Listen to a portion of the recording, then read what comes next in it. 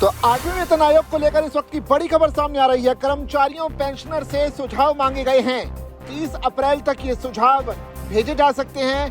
कर्मचारियों और पेंशनर्स के पास अपनी बात को कहने का एक बड़ा मौका अब मिला है। आपको बता दें कि केंद्रीय सरकारी कर्मचारियों और पेंशनर्स के लिए बहुत बड़ी खबर है, क्योंकि 8वें केंद्रीय वेतन आयोग ने वेतन बढ़ोतरी और भत्तों से जुड़े सुझाव मांगते हुए कर्मचारियों, संगठनों और आम लोगों को 5 मार्च से लेकर 30 अप्रैल 2026 तक मेमोरेंडम जमा करने का मौका दिया है। इससे जुड़े सुझाव सीधे आयोग की सिफारिशों को प्रभावित कर सकते हैं। ये प्रक्रिया आयोग की कंसल्टेशन प्रक्रिया का हिस्सा है, जिसके जरिए वो अपनी सिफारिशें तैयार करेगा। इन सिफारिशों का असर देश के 1 करोड़ से ज्यादा केंद्रीय सरकारी कर्मचारियों और पेंशनर्स की सैलरी, पेंशन और भत्तों पर पड़ सकता है। हालांकि all India NPS employees federation के राष्ट्रीय अध्यक्ष डॉक्टर मनजीत सिंह पटेल ने इस प्रक्रिया को बड़ा चैलेंज बताया है।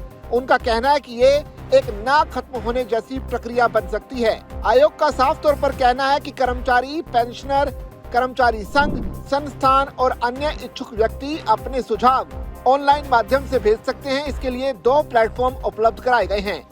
8CPC की आधिकारिक वेबसाइट यानी कि 8cpc.gov.in और माई गवर्नमेंट पोर्टल जिसमें innovateindia.mygov.in, इन दोनों पोर्टल्स पर सुझाव भेजने के लिए एक तय फॉर्मेट दिया गया है, ताकि सभी जरूरी जानकारी सही तरीके से जमा हो सके। आयोग ने स्पष्ट किया कि सिर्फ ऑनलाइन पोर्टल के जरिए ही भेजे गए सुझाव स्वीकार किए जाएंगे।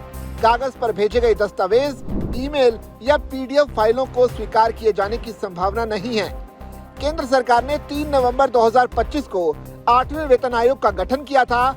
आयोग को अपनी सिफारिशें देने के लिए करीब 18 महीने का समय दिया गया।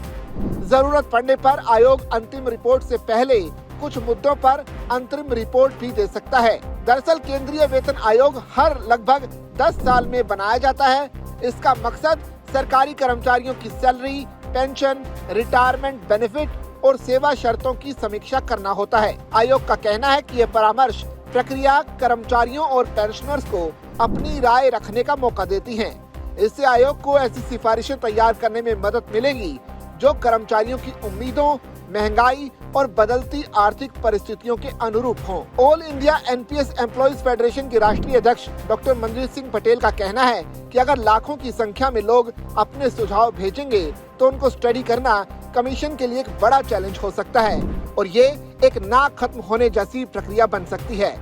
भले ही आर्टिफिशियल इंटेलिजेंस से उनको फिल्टर कर समराइज कर लिया जाए, लेकिन इससे कई महत्वपूर्ण मुद्दों को गंभीरता और समाधान उपेक्षित हो सकते हैं। आयोग से गुजारिश है कि इस प्रक्रिया के साथ साथ वो केंद्र एवं केंद्र शासित सरकारों के संगठनों से ऑफलाइन मीटिंग में मुद्दों पर भी डिस्कशन करे और विस्तृत मेमोरेंडम ले, ताकि अत्यंत जरूरी मुद्दों पर ठोस बातचीत हो सके और बेहतर समाधान भी निकाला जा सके। अब देखना पड़ेगा कि देश भर के सरकारी कर्मचारी इस पर अपनी क्या राय रखते हैं। वैसे आपकी नजर में ये जो सुझाव देने का वक्त दिया गया है और जो माध्यम बताया गया है, क्या वो सही है? कमेंट करके अपनी राय जरूर दीजिए और इसी तरह की खबरों के लिए बने रहिए जागरण बिजनेस के साथ।